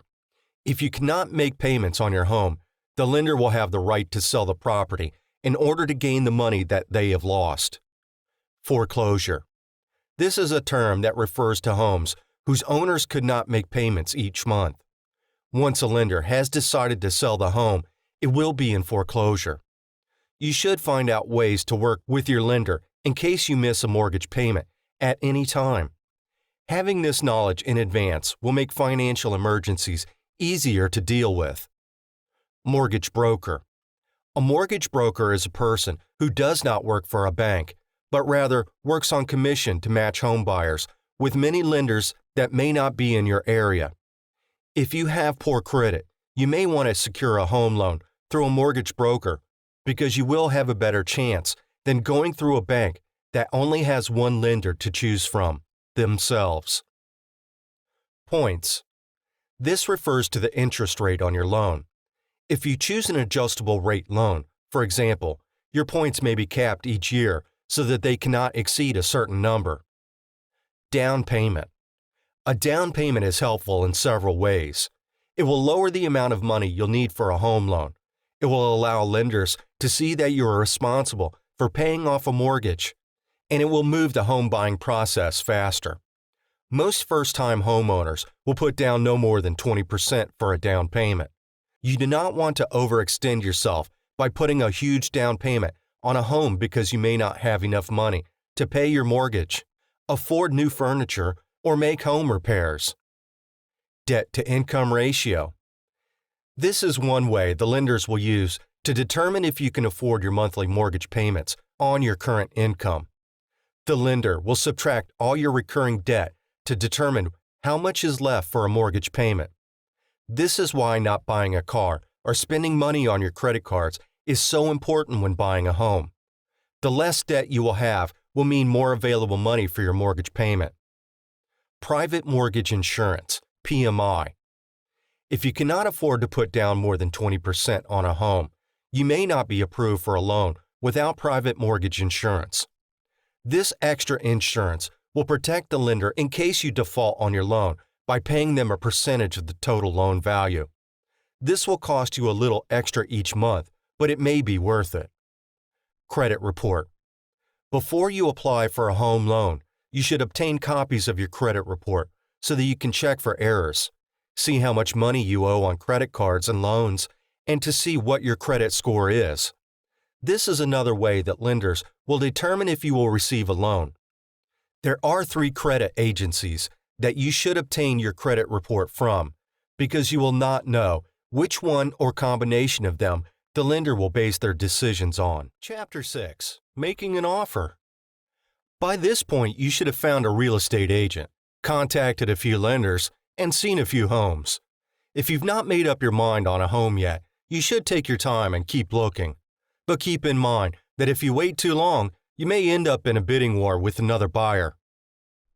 Making an offer on a home is a huge step. You will be taking on the responsibility of a mortgage, repairs, lawn care, and other chores the homeowners sometimes gripe too much about. While you should be cautious, you should also make a bid on a home that you really like within a week after seeing it. This will put your mind at ease so that you can think of all the other items you will have to get done before the closing. What to do before making an offer. Before you make an offer on a home, you should do the following. Attend open houses. Find out more about the property. Find out about taxes in the area and have an appraisal or comparative market analysis done before making an offer.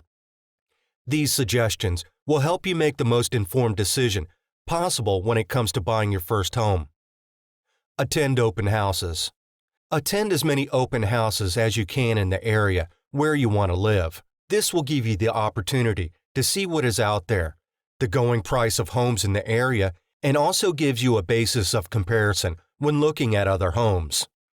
Open houses are fun because you will be able to look into every area of the home without having to worry about the homeowners and real estate agents following you around. Many times, you may even find your new home this way. Almost every weekend in most neighborhoods, there will be an open house. Stop by and see for yourself what the homes in the area look like and what you can get for your budget. Find out more about a property. If you find a home that you might want to buy, you should find out everything you can about the property first, before making an offer. Visit the county clerk's office or tax records office to see how much the current homeowners paid for their land and the value of their property. This will give you an idea of how much you should offer for the home. If the home is in an area that has seen better days, then you can make an offer that is less because when you sell the property someday, you may have to lower your price as well. Find out more about taxes in the area. As a homeowner, you'll be paying yearly property taxes, local taxes, school taxes, community dues, and other taxes that could drive your household spending through the roof. Before you commit to living in a certain area, make sure you understand everything you will be paying each year.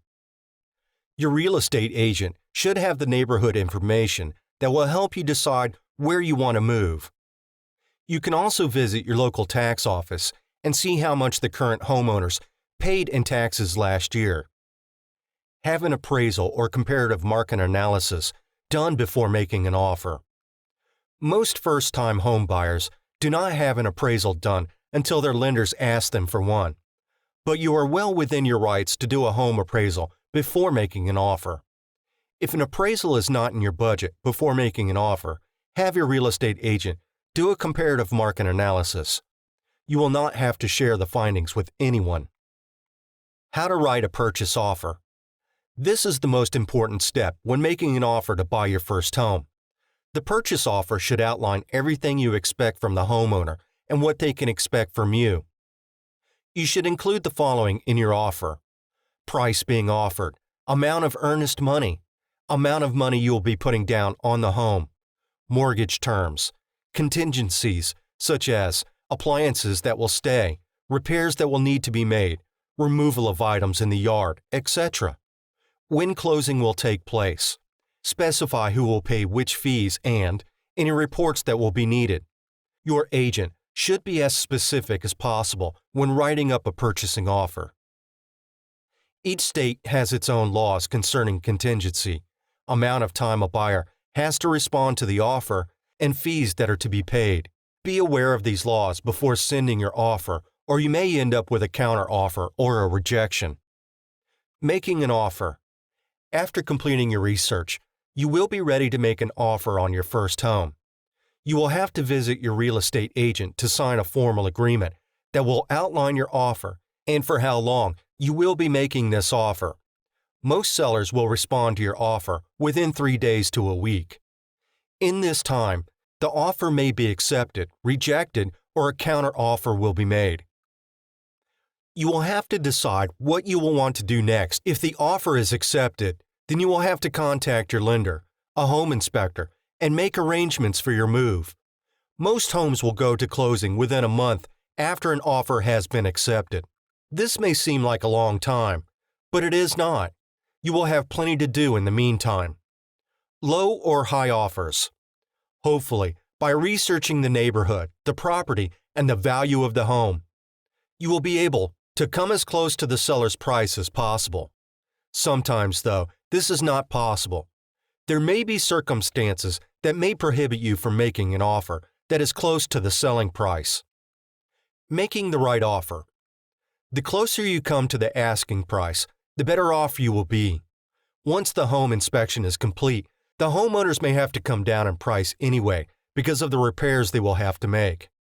Making the right decisions when buying a home are not always made quickly. You should play by the rules and just see what happens. If you get into a bidding war and cannot bid any higher, then it is best to let the home go and find another. You should not be a slave to your first home by buying one that is over your budget.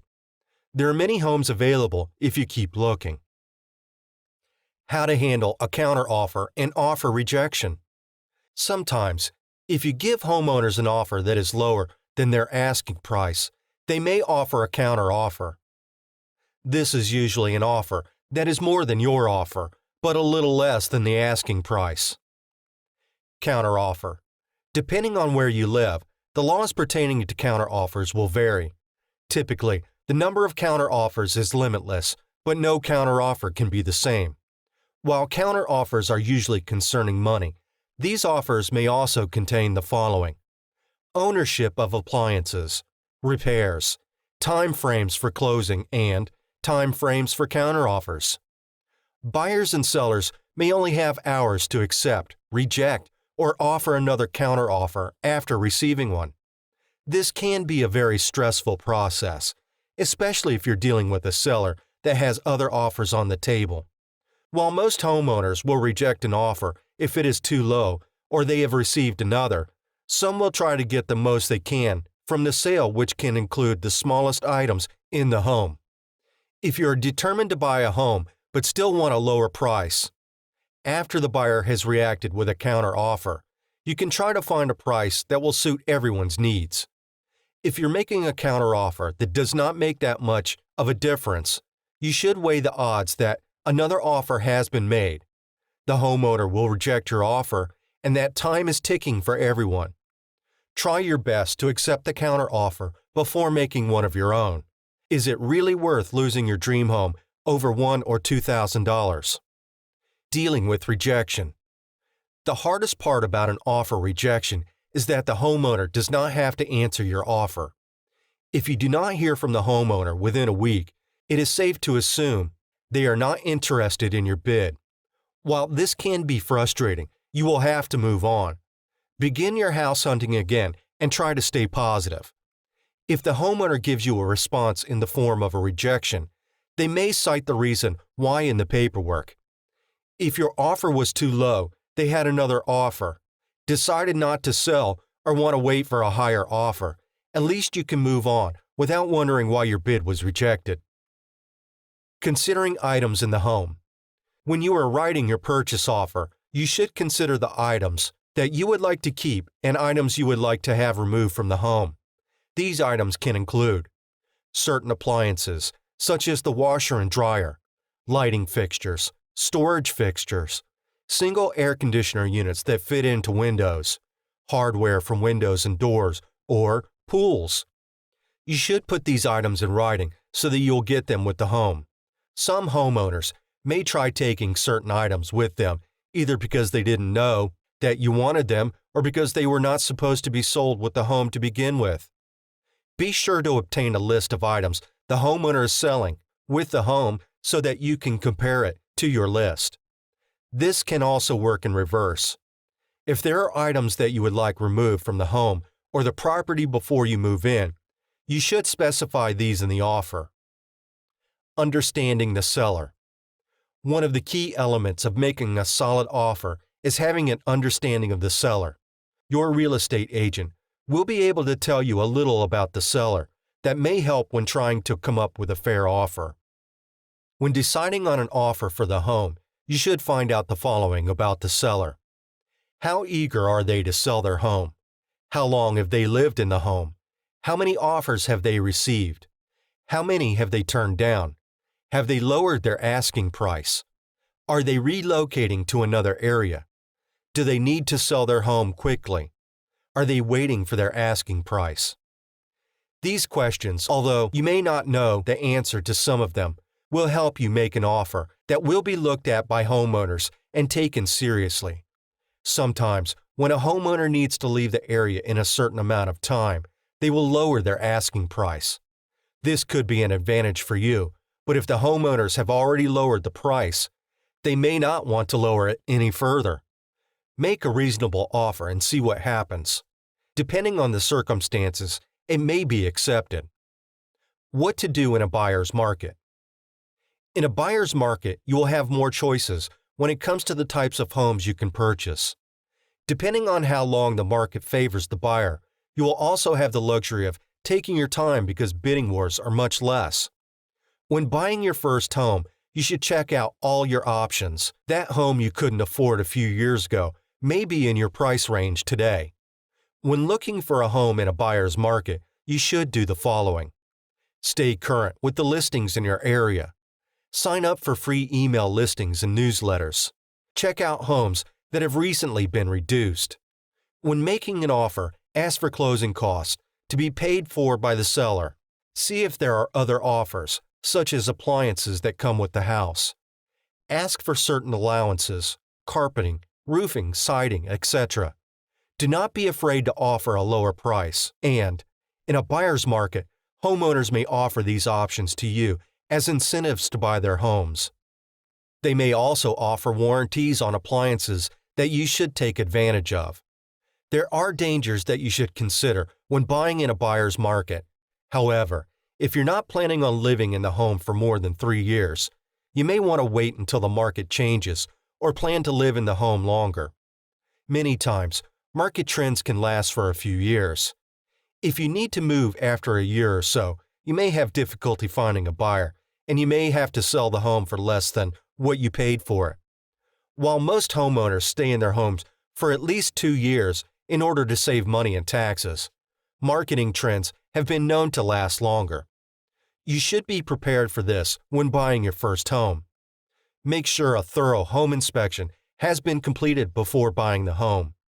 If you decide you cannot live there after you've bought the property, you may have difficulty selling it, and you'll have to spend more money making repairs. Even though you cannot predict how the market will change, you should consider a home that you can afford, that you will want to live in for a long time, and one that can be improved upon while you own it. What to do in a seller's market? In a seller's market, you will have to play the game slightly different than you would in a buyer's market. In this type of market, there are many buyers who will want to buy homes that are attractive and priced within their budget. Homeowners will have their pick of offers to choose from, so your offer will have to stand out in more than just price. When looking for a home in a seller's market, you should make an offer that is close to the asking price or slightly over. Send a pre-qualification letter from your lender with the offer. Choose a closing date that is sooner rather than later. Do not ask for too many contingencies. Send a personal letter. Promise more of a down payment and use a real estate agent that gets things done quickly. In a seller's market, you may also want to think about the dangers of buying a home. If you make an offer that is too high and you find out later on that the mortgage payments will be a struggle, you may have to sell. Depending on changes in the market, this may be more difficult than when you were looking for a home. Buying your first home during this time may also be difficult because you will not be able to put much down. You may only qualify for a certain amount of money, which may not be enough to compete during a bidding war, and you may be outbid by those who have more experience than you do. When you decide to buy a home, you should be looking at your finance situation, the market, and the asking price for the homes you are interested in making an offer on. If you can wait a few months to see where the market is headed, then maybe this is the best way to save more money and find a home that is affordable. This is a waiting game that no one wants to play, but may be necessary, especially if this is your first home purchase.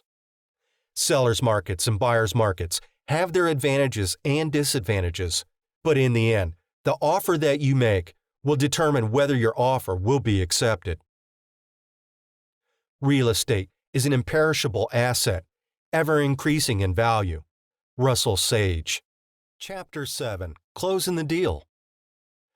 Drawing up contracts, having the final walkthrough, and going to the closing are the last steps you will have to take when buying your first home.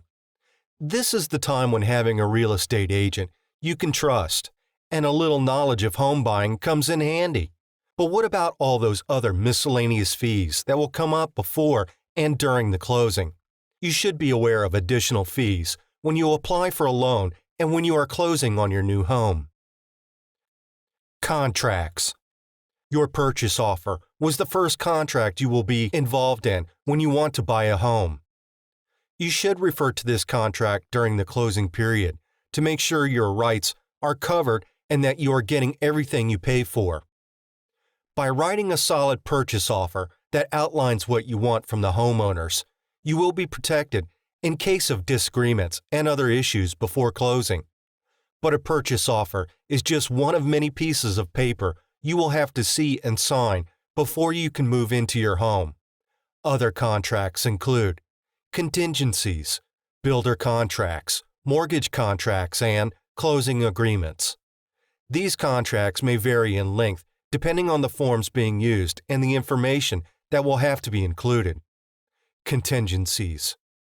Real estate contingencies can be added onto an existing contract or can be created as a separate contract, depending on what you would like to include in the purchase offer.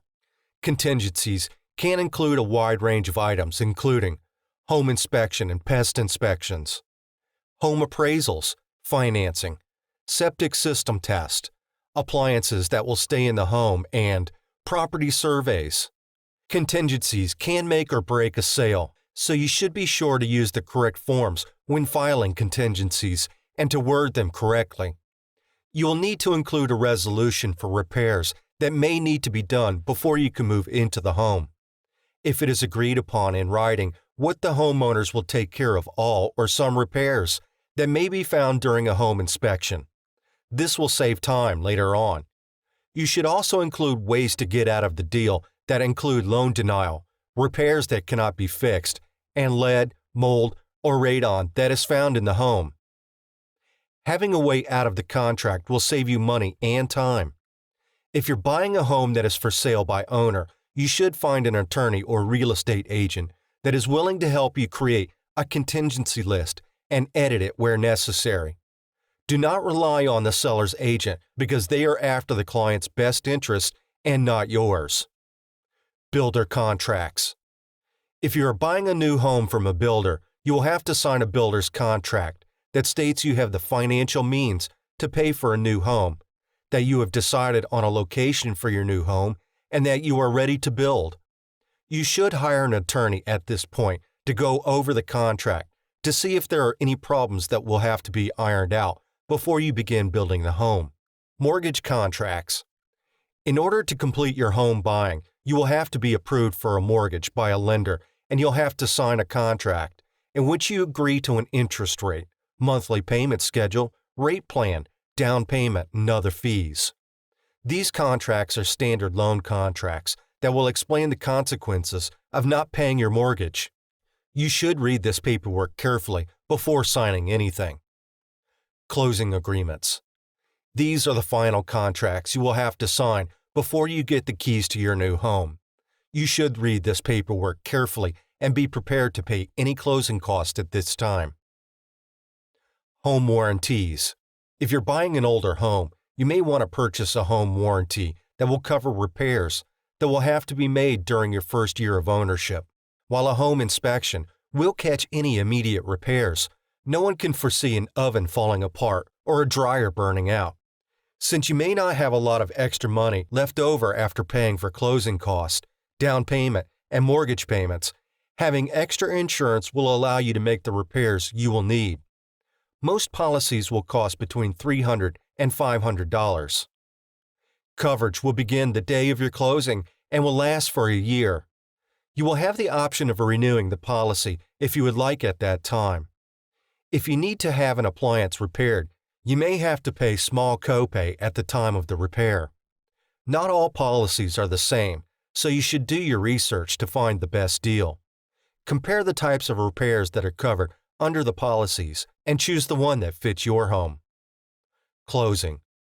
When you finally arrive at the closing, you should expect to sign contracts, do a final walkthrough, pay closing costs, and get your keys. The closing can take an hour or two, but usually moves quickly because there is little left to do. At the closing, you will probably meet the homeowners. This could be the first time you will meet them.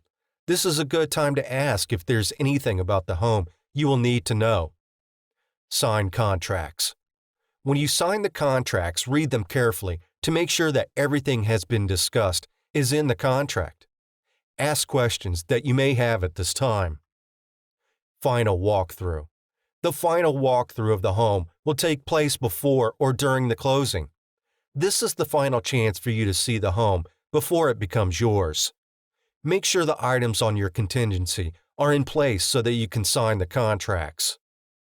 Pay closing costs. Typically, the buyer will have to pay the closing cost associated with buying a home. But in a buyer's market, you may be able to add a contingency that states the seller will be responsible for all cost. This may appeal to sellers who want to sell their home quickly.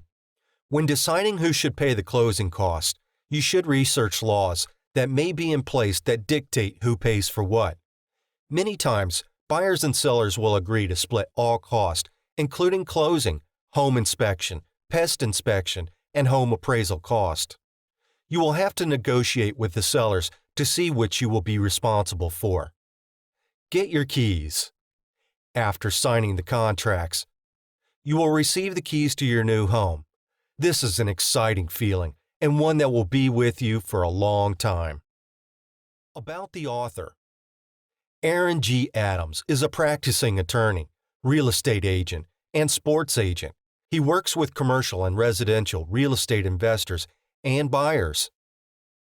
He holds degrees from University of Southern California, University of Houston, and University of Wisconsin. He lives in Houston, Texas, and is an accomplished guitar and bass player. Acknowledgements. I would like to thank all the individuals I have had the opportunity to learn from, be encouraged by, or supported throughout the process of putting this book together. I would also like to thank Beatrice Adams, my mother, for providing me with the impetus to embark upon this project. This has been Home Buying Secrets, a practical guide to saving money and reducing the risk for first-time home buyers. Written by Aaron Gabriel Adams, J.D., M.B.A. Narrated by Scott Sedanis. Copyright 2019 by Aaron Gabriel Adams. Production copyright by Aaron Gabriel Adams.